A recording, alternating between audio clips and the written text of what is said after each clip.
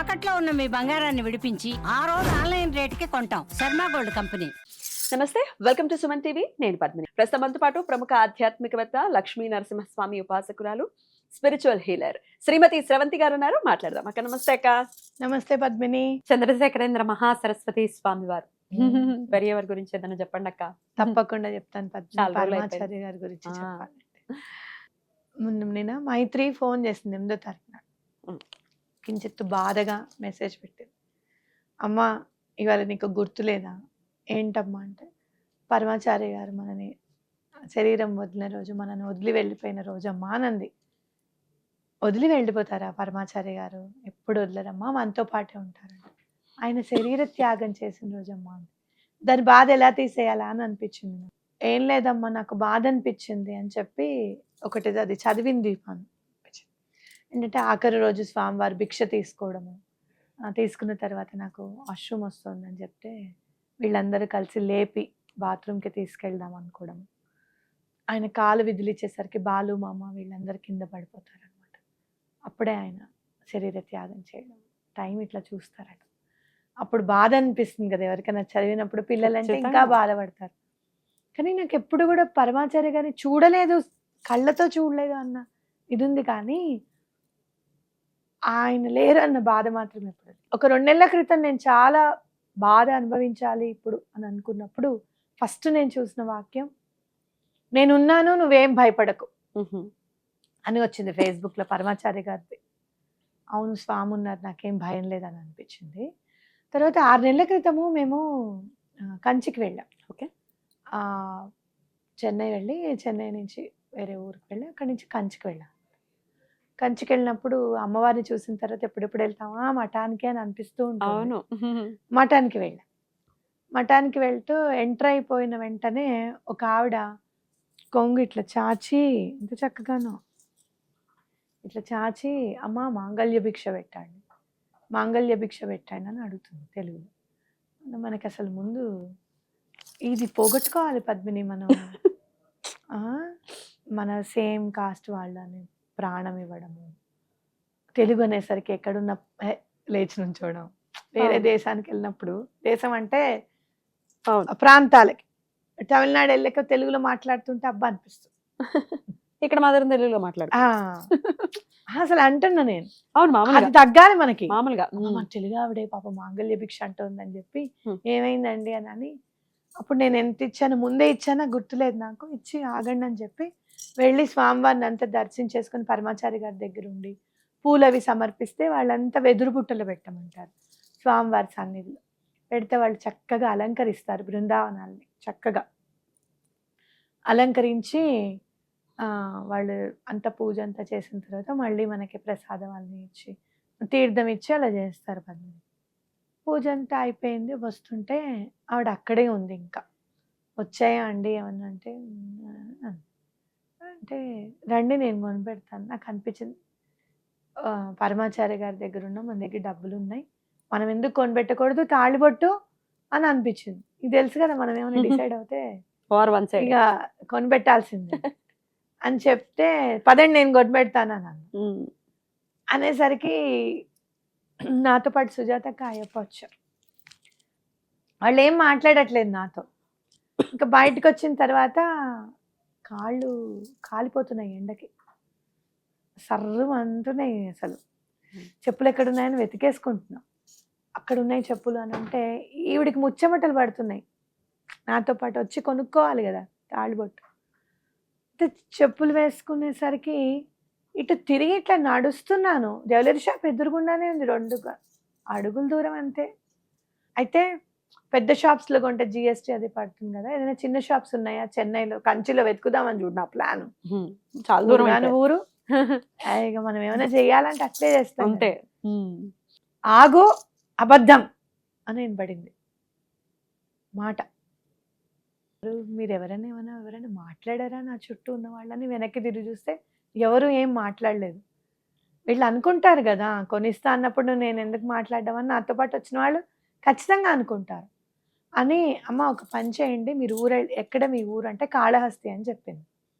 ఎక్కడ మీ ఊరు అని, మీరు ఒక పని చేయండి, నాకు అడ్రస్ ఇవ్వండి, నేను పెళ్ళప్పటికి మీ కాళహస్తిలో నాకు ఫ్రెండ్స్ ఉన్నారు, వాళ్ళని తాళబొట్టు కొనిమంటే కొనిస్తారు కదా అని చెప్పి మీరు అడ్రస్ ఇవ్వండి, నాకు ఇది పెట్టండి, మీరు పెళ్లి కార్డా? ఇన్విటేషన్ పెట్టండి అని చెప్పాను.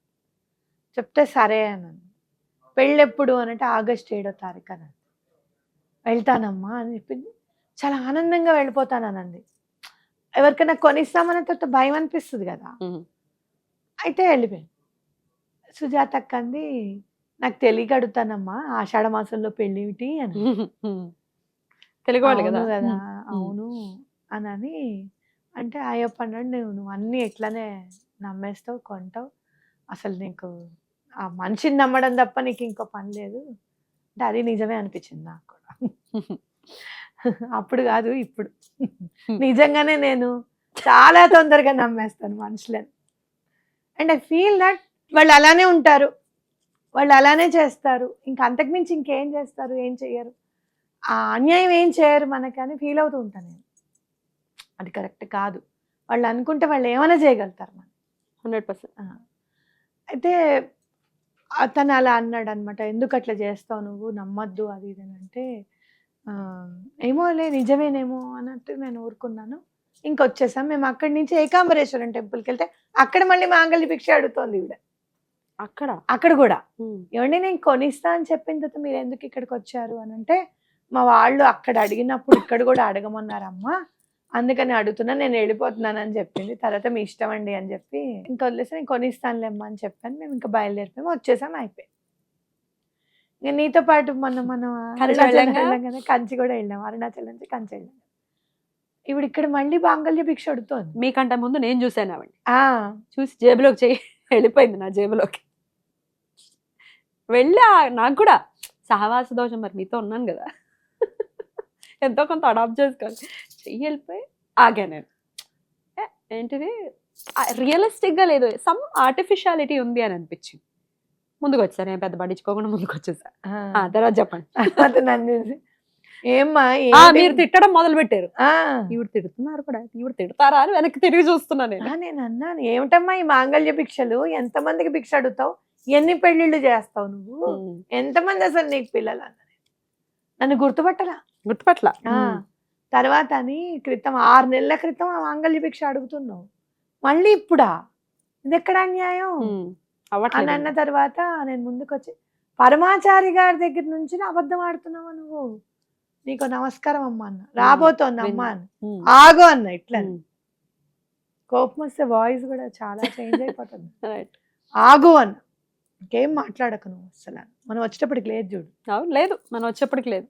అయితే మఠం వాళ్ళకి చెప్దాం అనుకున్నాను, మళ్ళీ అనిపించింది పరమాచారి గారికి తెలీదా, తెలుసు, ఆయన దొంగల్ని కూడా కాపాడతారు, ఏం చేస్తారు మరి, అపార కరుణా సింధు ఏమో ఆయనే చూసుకుంటారులే, 6 నెలల నుంచి ఆయన చూడట్లేదన్నా, నా ఇంత పోకడ ఇదంతాను హ్యూమన్ రైట్స్లో చేశాంగా, ఆ ఫీలింగ్ ఉంటుంది, కంప్లైంట్ చేయాలి, సొసైటీని పాడు చేస్తున్నారు, ఈ లెవెల్లో ఆలోచిస్తూ ఉంటాం. అది దాటేసాం మనము, అది కాదు ఇప్పుడు అని అనుకుని ముందుకు వచ్చేసాం. ఆ తర్వాత మనం వచ్చేటప్పటికి ఆవిడ లేదు, కానీ పరమాచార్య గారు మనం వెంట ఉండి నడిపిస్తారనడానికి ఇదొక నిదర్శనం. ఖచ్చితంగా చాలా ఆనందం అనిపించింది నాకు.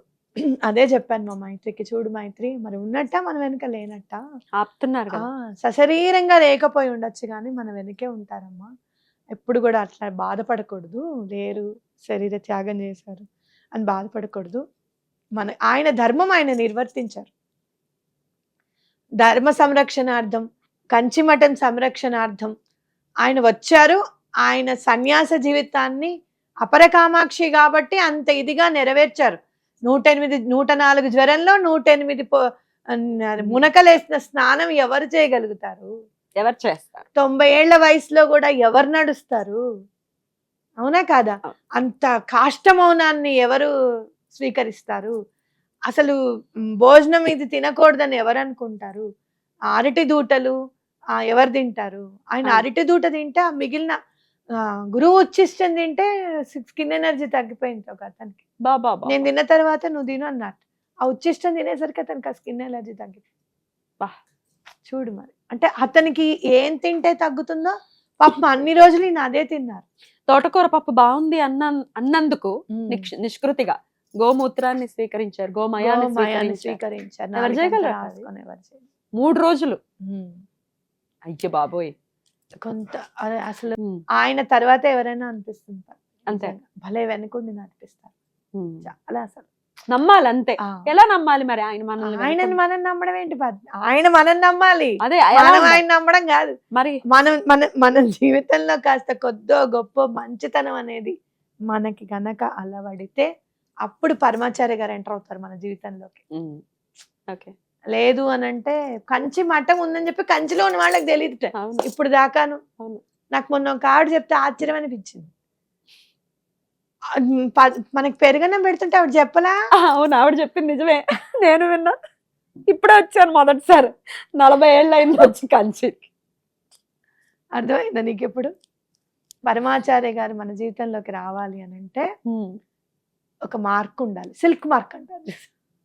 ఎట్లా టిక్ పెట్టుకోవాలి? ఆ మార్క్ ఎలా తెచ్చుకోవాలి చెప్పండి.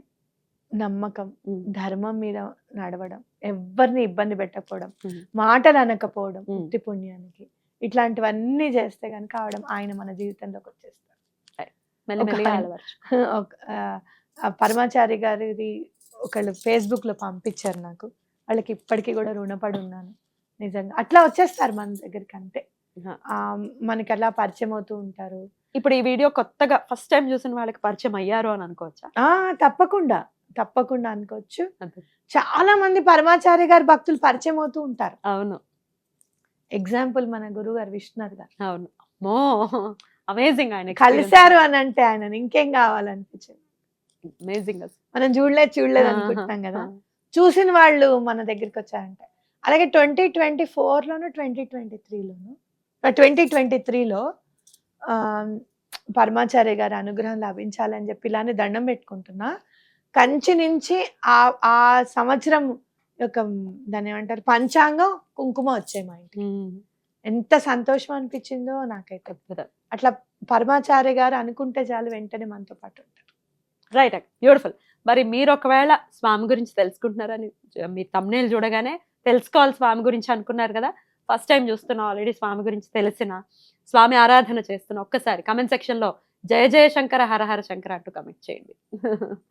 మీరు కూడా ఒకసారి చేయండి అక్క. అపార కరుణా సింధుం నారదం శాంతరూపిణం శ్రీ చంద్రశేఖర గురుం ప్రణమామి ముదాన్వహం. జయ జయ శంకర హర హర శంకర, జయ జయ శంకర హర హర శంకర, జయ జయ శంకర హర హర శంకర. అద్భుతం. థ్యాంక్ యూ అక్క. నమస్తే. నమస్తే.